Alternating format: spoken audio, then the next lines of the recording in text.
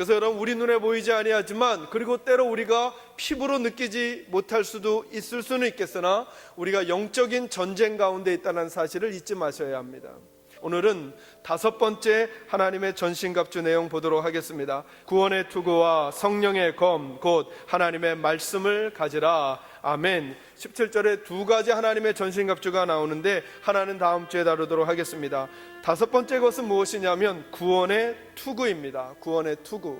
마치 전쟁에 나가는 군사가 투구를 쓰듯이 영적인 전쟁, 하나님과 세상의 가치관, 하나님의 백성의 삶과 세상에 속한 사람의 삶을 경쟁하며 다투며 살아가는 하나님의 사람들은 전쟁에 나가는 사람이 투구를 쓰듯이 영적인 투구를 써야 되는데, 그 영적인 투구의 별명이 무엇인가? 오늘 본문에 보니까 구원이다, 이렇게 말했습니다.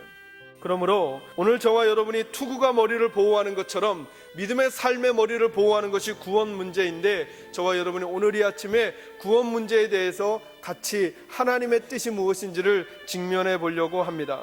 성경은 구원과 관련해서 3가지 면이 있다, 이렇게 말합니다. 첫째로는 구원의 문제가 먼저 해결되어져 있어야 됩니다. 해결되어져 있어야 합니다. 앞으로 해결하는 게 아니라 이미 해결되어져 있어야 됩니다. 이것이 구원의 과거적인 면입니다. 구원의 과거적인 면, 이미 이루어진 구원을 말하는 것입니다. 여러분, 우리가 구원받는다라고 했을 때 가장 많이 생각하는 게 뭐냐면 예수 믿고 구원받으면 죽어서 천국 간다입니다. 맞습니다. 예수 믿고 구원받으면 죽어서 천국 갑니다. 이것이 구원의 가장 중요한 모습이라고 할 수 있지만 성경은 이것이 전부다라고 말하지 않는다는 것이죠. 오늘 표현해 보면 이런 말씀이 있습니다. 영접하는 자 곧 그 이름을 믿는 자들에게는 하나님의 자녀가 되는 권세를 주셨다, 이렇게 말했습니다. 그렇죠? 주실 것이다, 주신다가 아니라 주셨다, 과거형으로 표현했다라고 하는 것이죠. 이 말이 무슨 말이냐면 오늘 이 자리에도 이미 하나님의 자녀가 된 분과 아직 되지 않은 분이 있을 수 있다라고 하는 것입니다. 그러면 어떻게 하면 이미 하나님의 자녀가 되는가? 오늘 요한복음 1장 12절에서는 영접하는 자, 곧 그 이름을 믿는 자는 하나님의 자녀가 된다, 구원을 받는다 그랬습니다. 성경이 첫 번째로 말하는 구원의 첫 번째 모습, 그것은 신분의 구원을 말하는 것입니다. 여러분, 구원 문제는 마치 기초공사와 같습니다. 여러분, 기초공사가 서툴거나 날림으로 공사를 하게 되면 그 건물은 위기가 닥쳐올 때 그 본질을 드러내고 맙니다. 2번째로 성경이 우리에게 말하는 구원의 2번째 모습은 이것입니다.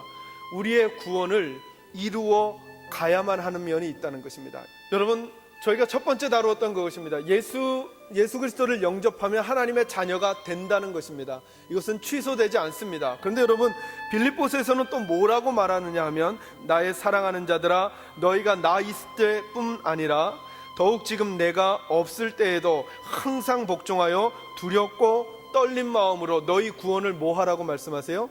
이루어가라. 구원을 이루어가라. 여기에 구원의 2번째 모습이 있습니다. 구원을 이루어가야 한다. 이것이 구원의 현재적인 측면입니다. 구원받은 사람들이 이루어가야 할 구원이 아직 남아있다라고 하는 것입니다. 이것을 다른 말로 표현해서 이렇게 표현하고 싶습니다. 수준의 구원이다. 수준의 구원.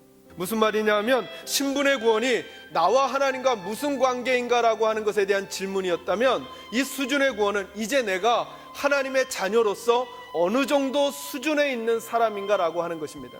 내가 어느 만큼 예수님을 닮아가고 있는가라고 하는 것의 질문이라는 것이죠. 마지막 3번째로 구원의 과거적인 면, 현재적인 면, 그러면 무슨 면이 있을까요? 구원의 미래적인 면이 있습니다. 그러니까 저와 여러분은 영원한 천국을 사모하면서 살아가야 한다라고 하는 것이죠. 여러분, 이것은 무엇과 관련된 고민이냐 하면 구원의 완성과 관련된 고민입니다. 다시 말하면 구원은 언제나 완성이 되는가? 우리 힘으로는 완성할 수 없다는 것입니다. 우리가 아무리 선해지려고 해도, 구원을 완벽하게 이루려고 해도 우리는 완벽하게 이룰 수 없다는 것입니다. 언제 가능한가?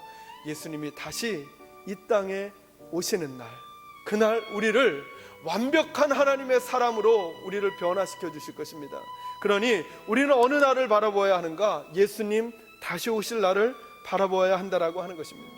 그러므로 하나님의 사람들은 처음도 중간도 마지막도 예수님 없이는 안 됩니다.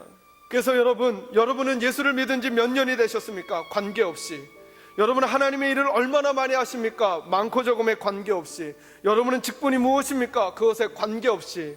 저는 우리 사랑하는 계산제일교회 성도님들이 늘 이 사모함을 잊지 않기를 원합니다. 하나님, 저는 하나님 없이는, 저는 예수님 없이는 한시도 살아갈 수 없습니다. 이 고백으로 살아가시는 저와 여러분이 꼭 되시기를 주님의 이름으로 축원합니다.